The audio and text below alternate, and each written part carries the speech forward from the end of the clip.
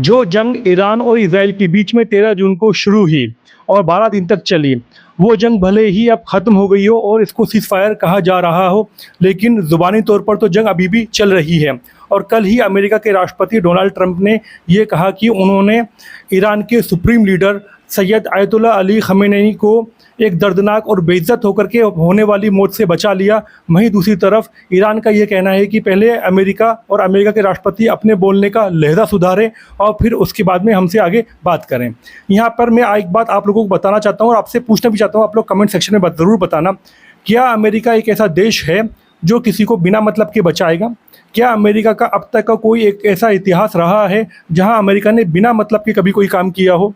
नहीं, कभी नहीं किया, ऐसा कभी नहीं होता हो। अमेरिका सिर्फ़ और सिर्फ अपने मतलब के लिए जीता है। तो ये कहना कि अमेरिका ने ईरान के सुप्रीम लीडर को एक दर्दनाक मौत से बचा लिया, ये एक झूठ है, ये एक बकवास है। मुझे इसमें सच नज़र नहीं आता। आप लोग बताना आपको इसमें क्या लगता है। बहरहाल जो भी मामला हो, आज के इस वीडियो में हम पहले ये देखेंगे कि इस जंग के अंदर में दोनों में से किसका पलड़ा भारी रहा, किस किसने कितना कितना खर्च किया, और फिर लास्ट में इसको कंक्लूड करेंगे कि आगे इसके बारे में आगे चलकर क्या हो सकता है। अमेरिका ने अब तक इस जंग के अंदर 6,800 करोड़ रुपए खर्च किए। अमेरिका ने अपना सबसे ज़्यादा एडवांस एयर डिफेंस सिस्टम, जिसे कि थार्ड कहते हैं, उसको इसमें इस्तेमाल किया। थार्ड का पूरा नाम है terminal high altitude defence area.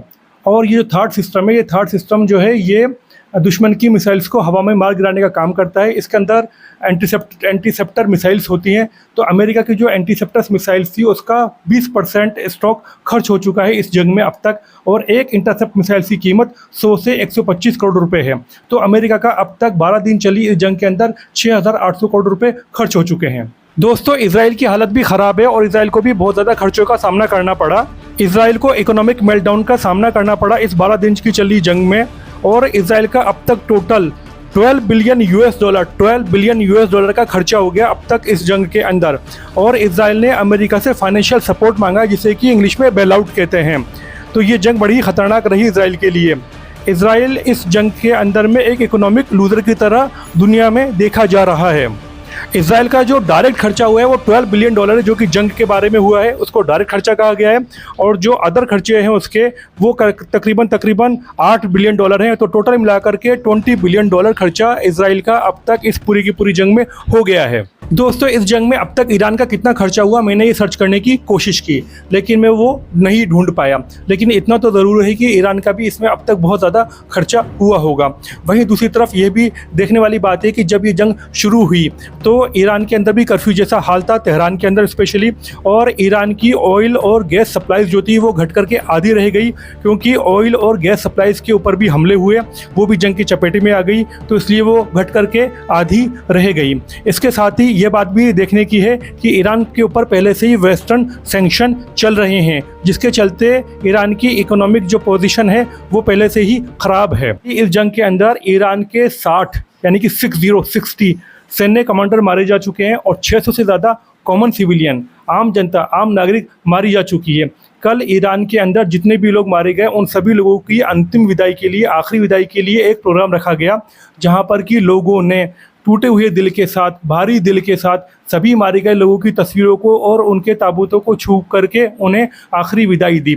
तो ये एक सीन था, ये एक दृश्य था वहाँ की देश की जनता के लिए, जो कि बहुत ही मार्मिक और बहुत ही ज़्यादा दिल को छू लेने वाला था। दोस्तों, 12 दिन चली इस जंग के अंदर दोनों ही देश अपने अपने तरीके से इस जंग को अपनी अपनी जीत बता रहे हैं।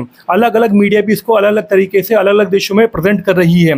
लेकिन मेरा ये मानना है कि इस पूरी जंग के अंदर में ईरान का पलड़ा इसराइल के ऊपर भारी रहा, और उसके पीछे सबसे बेसिक रीज़न यह है कि जहाँ इसराइल के साथ एक तरफ महाशक्ति यानी कि सुपर पावर अमेरिका था, वहीं दूसरी तरफ ईरान के साथ कोई भी नहीं था। ईरान अकेला था, ईरान तन्हा था। इसके साथ ही साथ ईरान पिछले कई सालों से इंटरनेशनल सैंक्शन झेल रहा है, आर्थिक मंदी भी झेल रहा है। तमाम इन बातों के बावजूद ना ईरान डरा, ना ईरान झुका, बल्कि उसने जम करके मुकाबला किया। इसलिए मेरा ये मानना है कि इस जंग में ईरान का पलड़ा इसराइल के मुकाबले में भारी रहा। आप लोग भी कमेंट सेक्शन में बताइएगा कि आप इसके बारे में क्या सोचते हैं। तो मेरे हिसाब से इसराइल के लिए जंग रोकना ज़रूरी हो गया था, क्योंकि इसराइल को ये पता था कि एक तरफ तो उसकी हालत ख़राब है, उसकी इंटरसेप्ट मिसाइल्स ख़त्म होती जा रही हैं, वहीं दूसरी तरफ उसको ये भी पता था कि अब आगे चल करके मुहर्रम का महीना आने वाला है। अगर मुहर्रम का महीना शुरू हो गया और उसमें जंग चली तो ईरान मार मार के इसराइल का भूत बना देगा।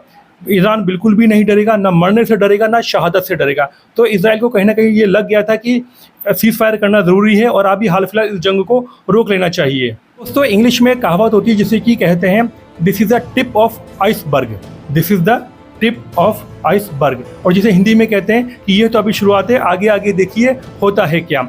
तो मेरा ये मानना है कि ये जो हुआ ये कोई जंग नहीं थी, ये तो होने वाली जंग का एक स्टार्टिंग पॉइंट थी। इसका असल मकसद हमला करना नहीं था, बल्कि असल मकसद सामने वाले की ताकत का पता लगाना था कि उसकी ताकत कितनी है। और इज़राइल और ईरान दोनों ने आपस में एक दूसरे के साथ लड़ाई करके दोनों ने एक दूसरे की ताकत को भांप लिया कि किसकी कितनी ताकत है। ख़ास तौर से ये इज़राइल के लिए है, क्योंकि इज़राइल ने पहले जंग शुरुआत की, मतलब पहला अटैक तो इज़राइल की तरफ से किया गया था।